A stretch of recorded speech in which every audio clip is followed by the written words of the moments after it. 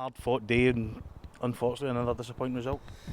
Yeah, it's it's another disappointing defeat, unfortunately, and one that in the first half I wouldn't have seen coming. In the first half an hour of the game, I thought we were on top. We were denying Dundee United any kind of space. They couldn't get the ball forward to Shankland. We forced the centre halves into playing long straight balls, which were either running through to Bobby Zlamal or going out of the park.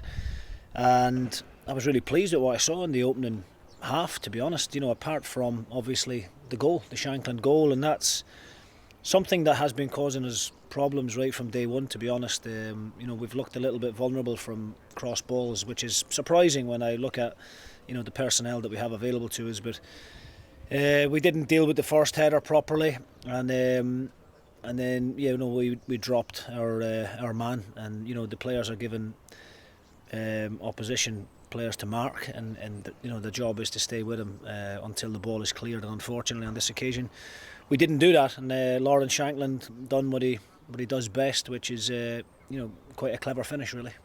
I know at training you drum it into the boys day after day, second ball, and that's what comes from Connor's header from the corner. It's that second ball. Is it just a wee bit of a lapse in concentration?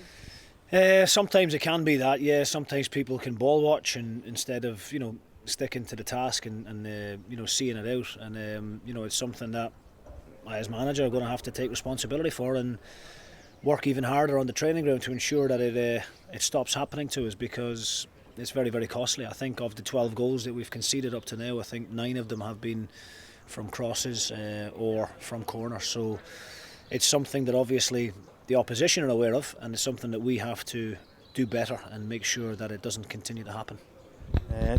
On the first half, it looked as though we were dominant. First half, as you say, we restricted United. What changed? What changes in the mindset of the players?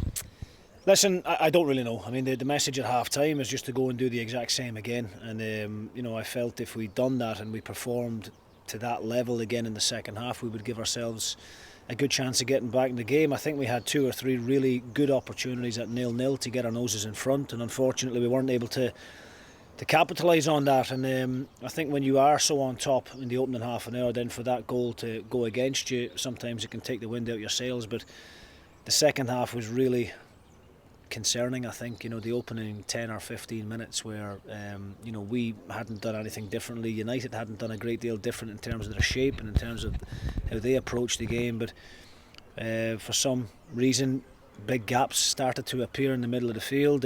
Became too easy for them to get balls into the strikers' feet, and from that they were able to get a bit of momentum and get midfielders running beyond, and we didn't cope well enough with that in the opening 10 minutes, and that's inevitably where the goal comes from. We're under a lot of pressure. We had plenty of opportunities to get rid of it, and in the end we got what we deserved, because our start to the second half was poor.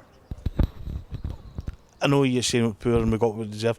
You always try and look for positives in anything, and I thought Lee Irwin's performance today, he put himself about, he won a lot of balls, he chased down everything, and also Dylan Connolly getting his first goal, up here. Surely those must be positives.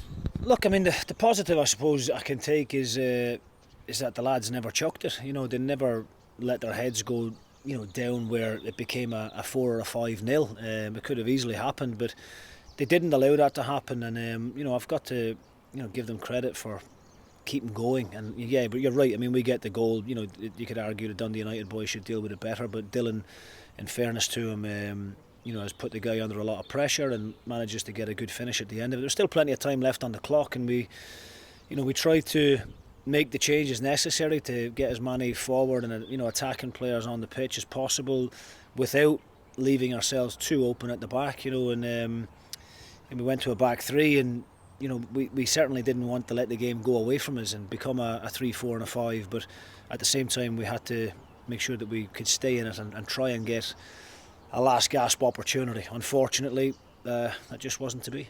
And just lastly, the red card, I know you don't have any arguments with it, but it just must be so frustrating. We've now just get Big Joe back, and now we're going to miss Tates for a couple of games.